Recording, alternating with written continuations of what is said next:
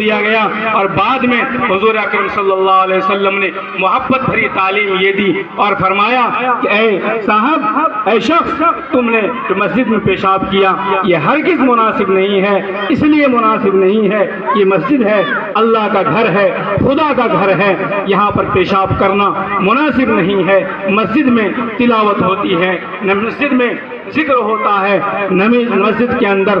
عبادت ہوتی ہے۔ آپ صلی اللہ علیہ وسلم نے اپنی تعلیم کے ذریعے اس کو اس طرح سے سمجھا دیا کہ وہ شخص بالکل مانوس ہو گیا۔ اسی طریقے سے آپ صلی اللہ علیہ وسلم نے جہاں تعلیم دی وہاں پر ایک نمایاں خصوصیت کے ساتھ اس اعتبار سے بھی تعلیم دی کہ جہاں پر آپ کو اچھائی کو بیان کرنا ہوتا تھا تو بہترین تشبیہ کے ساتھ پیش فرماتے تھے، اور برائی کو بیان کرنا ہوتا تھا تو برائی کہ سننے والے کے دل کے اندر اچھائی کی خوبی خوب بڑھ جائے اور برائی کی طرف سے اس کے دل کے اندر نفرت پیدا ہو جائے۔ حضور صلی اللہ علیہ وسلم نے فرمایا، لوگوں جانتے ہو جو یتیموں کا مال کھاتا ہے اس کی مثال کیسی ہے؟ اس کی مثال ایسے ہے جیسے کوئی شخص اپنے پیٹ میں انگارہ بھر رہا ہو، آگ بھر رہا ہو، اس کی مثال آپ دیکھیے کتنی شاندار مثال سے آپ صلی اللہ علیہ وسلم نے یہ تعلیم پیش فرمائی اور یہ بتایا بہترین تشبیہ کے ساتھ کہ جو شخص ناحق مال کھاتا ہے، یتیموں کا مال کھاتا ہے، وہ دراصل اپنے پیٹ میں جہنم کی آگ کو بھر رہا ہے۔ اسی طریقے سے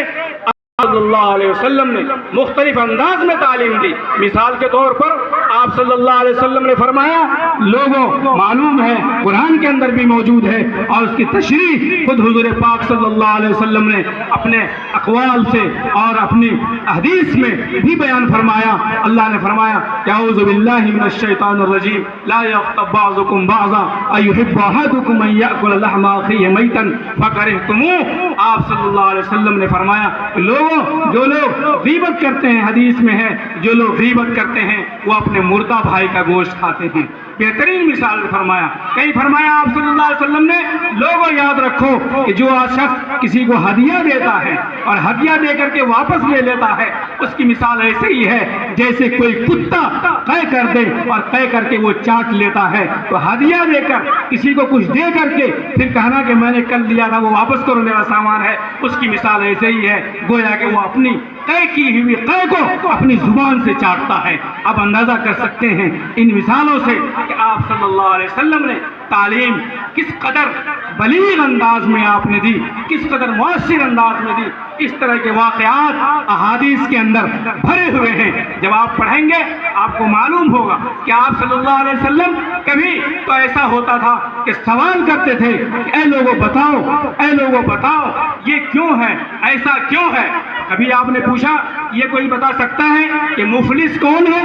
سوال کے ذریعے تعلیم دینا یہ بھی آپ صلی اللہ علیہ وسلم کی خصوصیت تھی، یہ بھی تربیت کا ایک انداز تھا۔ آپ صلی اللہ علیہ وسلم نے فرمایا کہ مفلس کون ہے پتا ہے؟ لوگوں نے کہا کہ ہم تو مفلس اور فقیر اور غریب اسی کو سمجھتے ہیں جس کے پاس مال نہ ہو، جس کے پاس دولت نہ ہو۔ حضور نے فرمایا نہیں، وہ مفلس نہیں ہے، حقیقی اعتبار سے وہ شخص مفلس ہے، وہ شخص مفلس ہے جو بہت زیادہ نیکی کر کے جائے گا، نماز پڑھ کے جائے گا، روزہ رکھ کے جائے گا، حج کر کے جائے گا، زکوٰۃ کر کے جائے گا، اعمال خیر کر کے جائے گا، لیکن دنیا میں کسی کا حق مارا ہوگا، کسی کو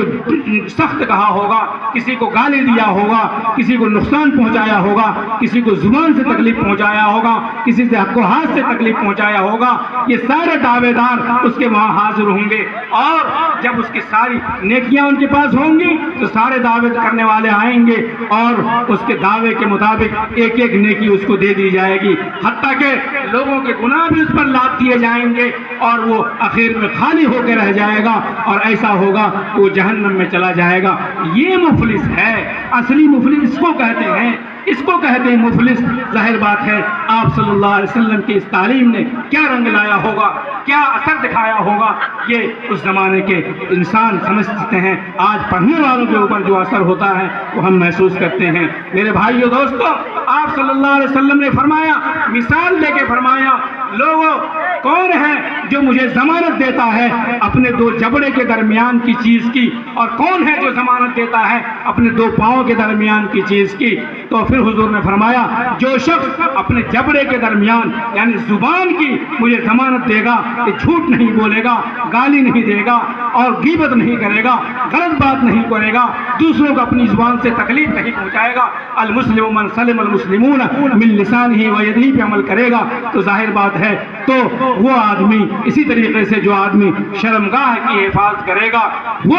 یہ دونوں آدمی ایسے ہیں یہ جنتی ہیں، جنتی ہیں، جو مجھے ضمانت دے گا میں اس کو جنت میں جانے کی بشارت دیتا ہوں۔ میرے بھائیو دوستو، آپ صلی اللہ